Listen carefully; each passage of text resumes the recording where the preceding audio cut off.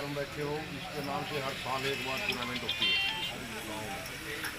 इसी के नाम से धर्मपाल के नाम से वॉलीबॉल का बढ़िया टीम हमारे गाँव में जो धर्मपाल गाँव। हेलो, नमस्कार जी पहलवान जी, हमारे चैनल में आपका स्वागत है जी। राम राम भाई, राम राम।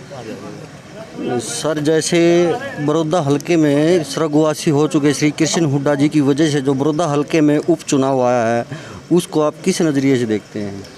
देखिए, बिल्कुल, क्योंकि कोई सीट खाली होती है तो उसका चुनाव होता है जी। और कृष्ण हुड्डा जो यहाँ पे पहले एमएलए थे, उनका स्वर्गवास हो चुका है। अभी इलेक्शन है, कई डेट फिक्स नहीं हुई है जी। पर सभी पार्टियाँ अपने उसमें लगी हुई हैं और काम बहुत और ज़्यादा काम होने हैं बड़ौदा हल्का में। यहाँ पे संजय भाटिया जी जो सांसद हैं करनाल से, संगठन प्रभारी। हाँ, संगठन प्रभारी हैं, वो सांसद भी हैं वो, और वो लगे हुए हैं यहाँ पे। पिछले लगभग 10 दिन से वो गोवाना में रुके हुए हैं और इलेक्शन तक यही रहेंगे। लोग जो समस्याएं हैं वो खुद सुन रहे हैं, उनको पूरा करने की कोशिश की जा रही है। तो सर, आपको ये लगता है कि कोरोना की भयंकर महामारी देश और प्रदेश में आंकड़े इतने बढ़ते जा रहे हैं, और क्या आपको ऐसा नहीं लगता कि फोकस ज़्यादा सरकार उपचुनाव पे बनाए हुए है? देखिए, फिलहाल फोकस है काम पे कि जल्दी से जल्दी काम हो। कोरोना, बिल्कुल पूरा देश कोरोना महामारी से परेशान है और पर यहाँ पे वो चीज़ें हैं कि जल्दी से जल्दी यहाँ पे काम हो। जो पिछले काम रुके हुए थे और जो लोगों की समस्याएं हैं, क्योंकि फिलहाल यहाँ कोई विधायक नहीं है जी।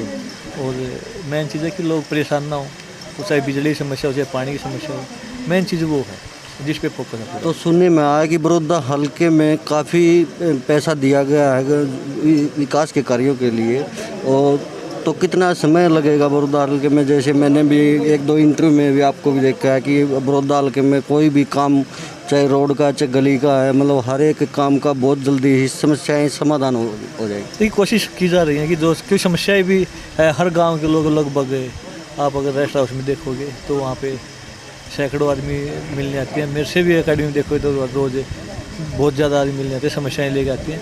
और मेन चीज़ों को जल्दी से जल्दी उनको दूर वो चीज़ की जाए, क्योंकि पहले आज तक यहाँ पे जो भी विधायक रहे हैं, चाहे कोई भी हो, उन्होंने हल्के के लिए कभी आवाज़ नहीं उठाई। कभी लोगों की जो समस्याएं हैं, चाहे बिजली पानी की हो, सड़कें की हो, उनको लेकर कभी वो गए नहीं।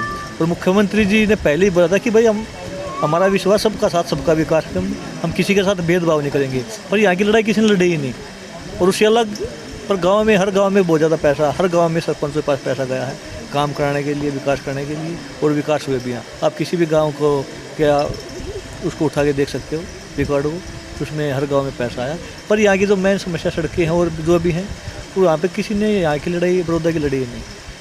तो जैसे कोरोना चला हुआ है, तो उसमें आपको ऐसा लगता है कि जो विधानसभा का मानसून सत्र जो था वो किसी वजह से, कोरोना की वजह से कैंसिल हो सकता है या होगा? देखिए, जो चीज़ें होनी जरूरी है वो तो अपने वो शेड्यूल से होंगी, वो उसमें सावधानी बरतनी बहुत ज़रूरी है। पर जो रूटीन की चीज़ें हैं वो तो करनी बहुत ज़रूरी है, क्योंकि कोई बीमारी का नहीं पता कि कितनी लंबी चलेगी। स्टार्टिंग में लॉकडाउन भी किया था माननीय हमारे जो प्रधानमंत्री, उन्होंने जनता कर्फ्यू का दिन आह्वान के बाद लॉकडाउन किया, उसके बाद फिर धीरे धीरे चीज़ खोलनी पड़ी, क्योंकि इसका पर मेन चीज़ है कि जिस तरीके से हिंदुस्तान की आप देखिए 135 करोड़ का जनसंख्या देश है और केस लगभग 13 लाख केस हुए हैं। और आप जो विदेशी मतलब जो और देश हैं हमारे, और देश हैं जो दुनिया के, उनको देखिए वहाँ पे कितने ज़्यादा तेज़ी से कोरोना फैला है। यहाँ पे कंट्रोल भी वो चीज़ें हुई हैं, और जो हमारा ठीक होने का वो है रेशो, वो भी बहुत ठीक है, बढ़िया है।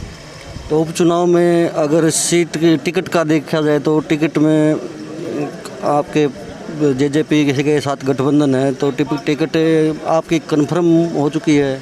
देखिए, नहीं अभी नहीं है, और दोनों पार्टियां मिलकर चुनाव लड़ेंगी। भारतीय जनता पार्टी और जेजेपी गठबंधन है और बहुत मजबूती के साथ लड़ेंगी, और बहुत ज़्यादा मतों से यहाँ पे इस बार हम विजयी होंगे। यहाँ पे कमल खिलेगा इस बार, और लोगों ने मन चुप बना चुका है। सर, कमल आपके हाथों खिलेगा या कोई और होगा कैंडिडेट? देखिए, किसी के भी हाथों खिले पर कमल खिलेगा यहाँ पे। ये चीज़ें अभी भविष्य गर्भ में है, और लोगों को समझ में भी आया कि 4 साल सरकार के बच्चे, सरकार के साथ जाने में हमें फ़ायदा है। और एक ईमानदारी वाली जो छवि है, कहीं आप देखें कि योग्यता के आधार पर बच्चों को नौकरी लगी है। मुख्यमंत्री ने वो चीज़ यहाँ पे हरियाणा में ख़त्म की हैं जी, सिफारिश और खर्चा और पर्ची ख़त्म की है और जो योग्य बच्चे हैं उनको रोज़गार मिला। तो बड़ौदा में कमल पक्का खिलेगा, लेकिन ये नहीं कि आपके हाथों खिलेगा। अभी कल ये काम संगठन का है, पार्टी का है, वो किसे देते हैं। लेकिन आप बड़ौदा हल्के में इतनी मेहनत से लगे हुए हैं और लोगों की समस्याओं का समाधान वो करते हैं बहुत सी, तो आपको अभी भी ये डाउटफुल है कि बहुत डाउट की नहीं है। बात वो है जो एक कायदे की बात है, क्योंकि अभी किसी को भी टिकट दी नहीं गई है। और ये बोलना कि मेरी टिकट है, ये है, उन चीज़ों में हम पढ़ते नहीं। और लोगों के बीच में तो हम इलेक्शन हारते ही 2019 में जब इलेक्शन आ रहे अक्टूबर में, तभी से लोगों के बीच में हूँ मैं। मेरे को नहीं पता कि इलेक्शन इतने जल्दी है। उसके बाद लॉकडाउन में भी हमने मतलब लोगों के बीच में गया, जो उनकी परेशानियाँ थी वो दूर करने की कोशिश की। और मेन चीज़ है कि लोगों के काम होने चाहिए, समाज के काम होने चाहिए, क्योंकि इनकी जो उपेक्षा हुई है वो आगे ना हो।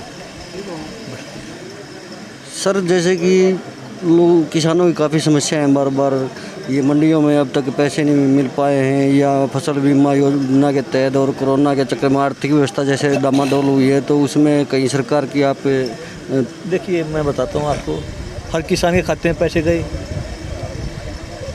और जो वही मंडियों के गेहूँ जो उठान था वो समय से 2-4 दिन आगे पीछे हो सकता है, पर वो समय से हुआ। इतनी मतलब कोरोना महामारी में जहाँ पे लेबर भी नहीं मिल रही थी, कोई काम करने वाला नहीं था जी, हाँ, सभी यहाँ से जा चुके थे, उसके बाद भी वो चीज़ें समय से हुई हैं। और पैसा जो आड़तियों के खाते में आया, आड़तियों को पैसा किसानों को देना था। अब वो किसान पैसा नहीं देते तो उसमें सरकार क्या कर सकती है? नहीं तो उस आड़ती खाते से पैसा जाते ही अगले ही दिन आड़ती खाते में सरकार पैसा डाल देती थी। पर यह था कि पहले पूरा पैसा आप किसान को दे, उसके बाद आपके खाते में पैसा आएगा। इसलिए वो परेशानी किसानों की परेशानी की वजह आड़तियों की वजह से थी, ना कि सरकार की वजह से। सर, जैसे कि आपको चुनाव की डेट कितनी नज़दीक लगती है कि कब तक आने की? देखिए, ये इलेक्शन कमीशन का फैसला है, वो कब ये कराते हैं, अभी डेट आई नहीं है। ये लगभग सितंबर अक्टूबर में जो आईडिया है, आपके पास भी आईडिया, हमारे पास भी है, पर अपनी तैयारी के साथ है। जब भी इलेक्शन होगा तो बहुत अच्छा इलेक्शन लड़ेंगे और जीतेंगे। कहीं कोरोना के चक्कर में ये चुनाव आगे और ज़्यादा आगे तो नहीं बढ़ सकता, स्थगित तो नहीं हो सकता? देखिए, उसके बारे में हम कुछ नहीं कह सकते। उन्होंने बताया कि ये इलेक्शन कमीशन को करना है, जो भी काम करना है। हाँ, पर यह कि इलेक्शन जब भी होंगे तो हम इसमें मजबूती के साथ लड़ेंगे और बहुत ज़्यादा मतों से भी जाएंगे। सर, और हमारे चैनल के माध्यम से आप क्या संदेश देना चाहेंगे कोरोना महामारी के? सभी मेरे देशवासियों को मैं यही अपील करता हूँ, प्रार्थना करता हूँ कि कोरोना महामारी में अपने आप को बचाइए, अपने परिवार को बचाइए। हमने अपने आप को, अपने परिवार को बचा लिया तो समझिए कि देश को बचा लिया। कोशिश कीजिए कि भीड़ में ना जाएं, सोशल डिस्टेंसिंग का पालन करें, कोई काम हो तभी घर से निकले। धन्यवाद सर, आप हमारे चैनल को समय देने के लिए आपका बहुत बहुत धन्यवाद है जी। राम राम भाई साहब। तो ये थे पहलवान योगेश्वर दत्त, अंतर्राष्ट्रीय स्तर के पहलवान, जो कि अपनी पोस्ट को छोड़ के और उतरे राजनीति के दंगल में, और अब फिर ताल ठोकी है बड़ौदा विधानसभा क्षेत्र से दोबारा फिर लोगों के बीच में जाके विकास कार्य जैसे करवाते हैं। तो टिकट की रेस में माना जाए तो पहला जिस प्रकार से मेहनत कर रहे हैं, तो रेस में सबसे आगे आज के दिन जेजेपी और बीजेपी का जो गठबंधन है उसमें सबसे आगे पहलवान जी का नाम मेरे हिसाब से सबसे आगे है आज के दिन टिकट की दौड़ में। तो हमारे चैनल को लाइक करें, सब्सक्राइब करें और कमेंट करना बिल्कुल ना भूलें। जय हिंद, जय भारत।